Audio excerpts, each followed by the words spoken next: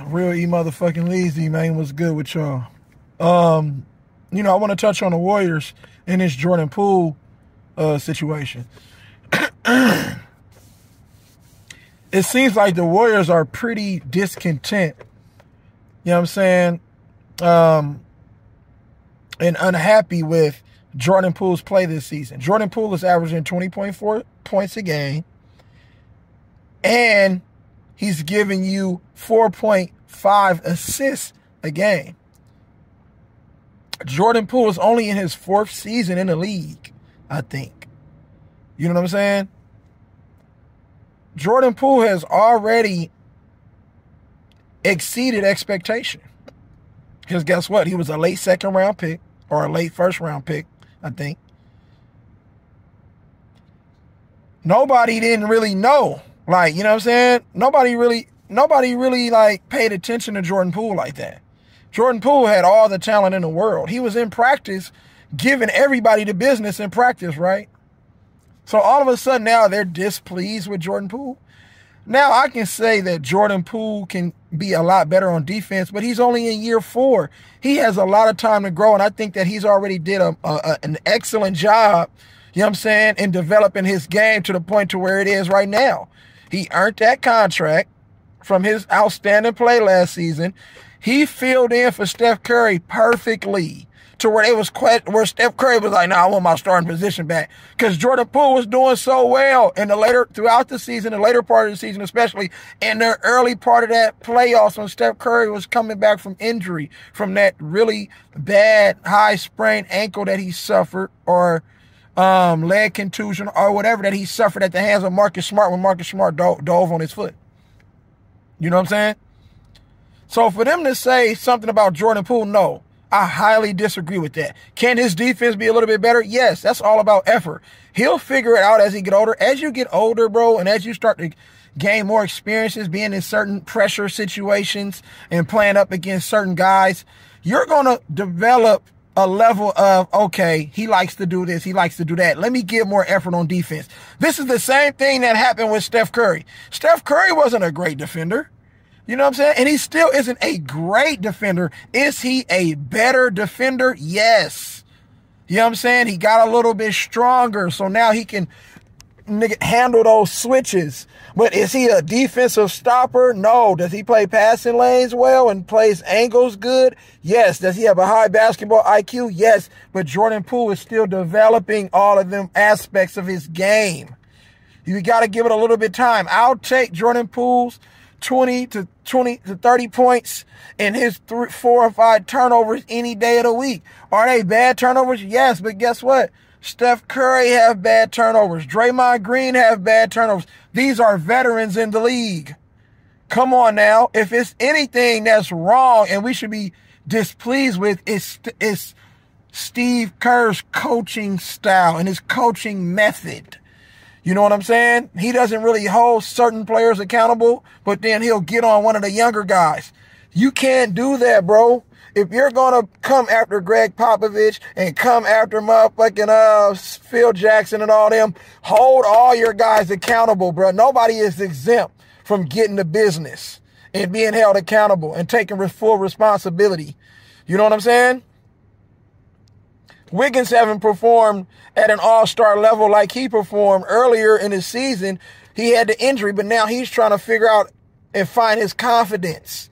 You see what I'm saying? It's all about confidence. It's all about sticking to what you know, and it's all about developing your mind first. Your game will follow because the NBA game is easy to score and get your shots, but it's all about developing that mindset. Once you become settled in your mind, like, man, okay, this is what it is, nobody's going to be able to knock you off of your square, bro. You should never have a weak mind. You see what I'm saying? And in my opinion, I think that the Warriors, Steve Kerr, you guys should play Patrick Baldwin Jr., Ryan Rollins. Give those guys a look. Those are your draft picks. You're giving Anthony Lamb and Ty Jerome all these minutes. But you drafted these other young guys because you obviously believed in their talent and their skill level. You see what I'm saying? I think that you should put Ty Jerome and Anthony Lamb down, assign them to the G League, call up Ryan Rollins, call up Patrick Baldwin Jr., and then I would run a JaMychal Green, Dante DiVincenzo, Jordan Poole, Patrick Baldwin, you know what I'm saying? And Jonathan Kuminga. And if you don't want to do that, then run, you know what I'm saying, JaMychal Green, James Wiseman, Jordan Poole, and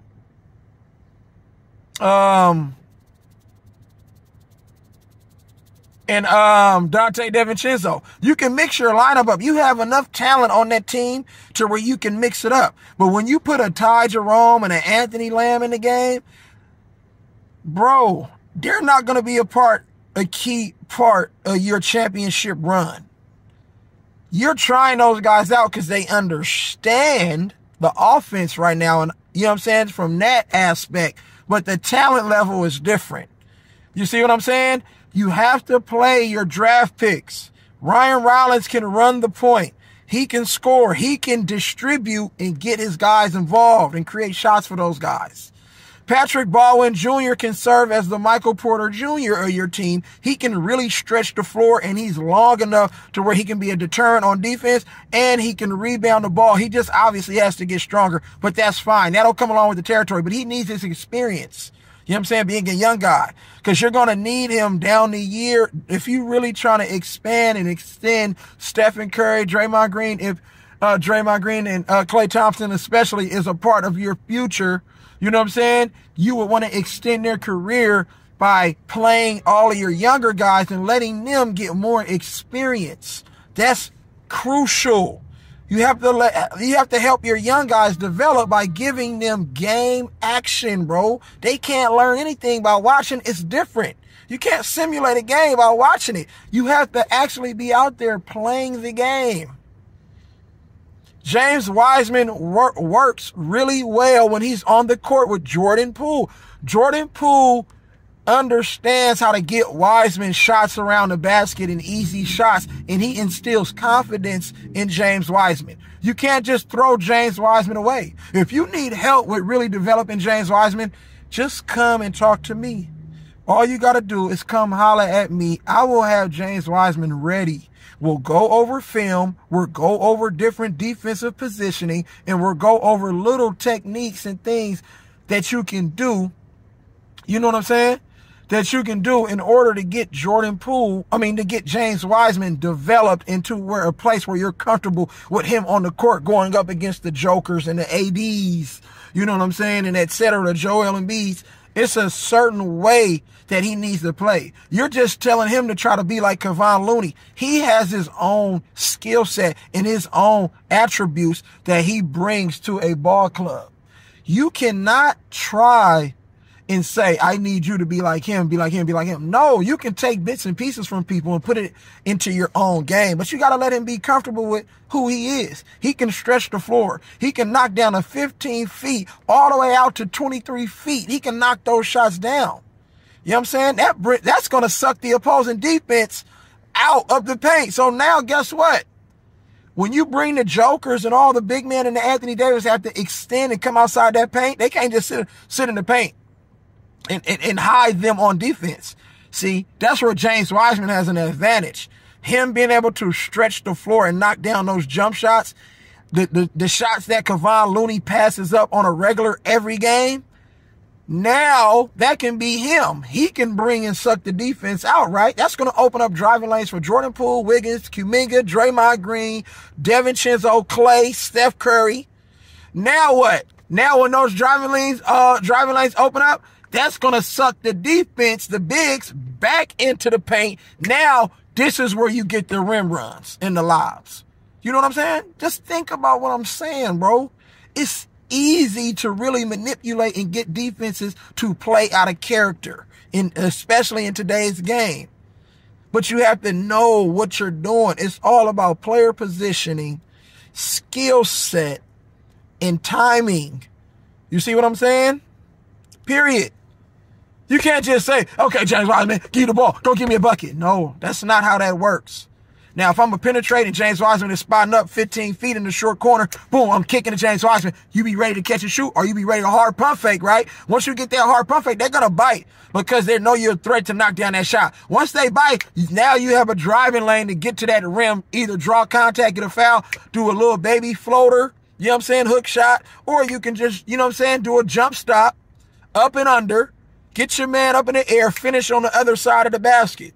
You know what I'm saying? To where you can use the basket to protect, you know what I'm saying, you from, you know what I'm saying, the defender. So now it's going to be hard for that person to block your shot. And on the weak side, they're not going to leave Steph Curry and him. So you're going to have a lot of room to score right there. You know what I'm saying? It's just certain things. Dipping your shoulder, nudging a little bit just to create a little bit of space where you can get your shot off. They're using motherfucking, what's the name, as the wrong guy, bro. He wasn't drafted to be a defender like that. That's going to develop as you get older.